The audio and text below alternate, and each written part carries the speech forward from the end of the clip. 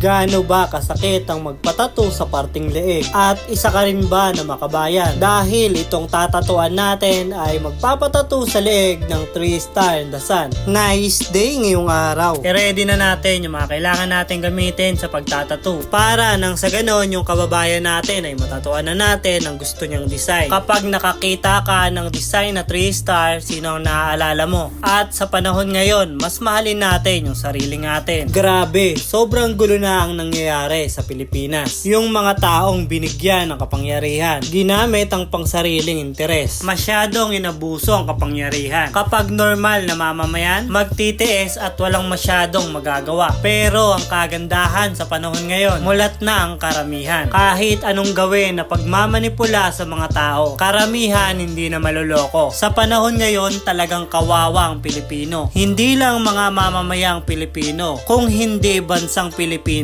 mismo. Pinatunayan pa mismo ng mga makapangyarihan na kapwa Pilipino lang din ang kalaban natin. Nakakahiya at nakakaawang isipin. Yung mga normal na tao ay sinusurvive yung pang-araw-araw na buhay. Yung mga sobra-sobra na yung salapi, mas pinahirapan palalo yung mga mahihirap. Alam naman natin na hindi talaga perpekto ang gobyerno. Kahit sa ang sanghay pa yan, kahit dun pa natin tignan sa pinakamababa. Pero grabe, halos wala ng puso yung mga gumagawa nito. Imbis na bumaba ang lahat ng bilihin o gastusin. O kahit hindi na nga bumaba, wag lang sobrang taas. Kaso, dahil wala nang ang puso ang mga gumagawa, halos ubos na ang pondo. Kaya ang mangyayari, sa mamamayan na naman ibabalik, sisingilin. Gagawa ng mga kung ano-anong pakulo para makakuha ulit ng pondo. Kawawa ang mga mamamayan nating mahirap, pinapahirapan ng gusto. Pero salamat pa rin sa Diyos dahil nakakaraos pa rin ang lahat. At meron pa rin mga mamamayan na nagmamahal sa bansang Pilipinas. Naway magtagumpay ang mga may Anghel de la Guardia at may mga puso. Yung totoo na may malasakit sa mga tao at talagang nagmamahal sa bansang Pilipinas. Nakakalungkot talagang isipin sa ngayon. Pero naniniwala ako kapag kumilos na ang Diyos, lahat ng mga maling ginawa ay may kapalit. At kung sino talagang may kasalanan, talagang malalagot. Dahil ang buhay natin nakakaramdam. At kapag tinapik na ng Diyos yung mga dapat tapikin, siya nang bahalang maningil sa lahat. Totoo na may awa ang Diyos, pero grabe rin siya kung maningil. Kaya ang laging dasal, ipagsa sa Diyos ang lahat. At kung sino man ang mabubuti, mabuting pagkatao, mabuting puso, at mabuting mamamayan, ipagdarasal natin, naway iangat silang lahat. Ibigay ang kanilang lahat ng pangangailangan para sa mga ordinaryong tao at matataas na tao. Bigyan sila ng pangangatawan na malakas para mas magawa ang kanilang tungkulin at magandang purpose nila sa mundong to. At kung isa ka ring Pilipino,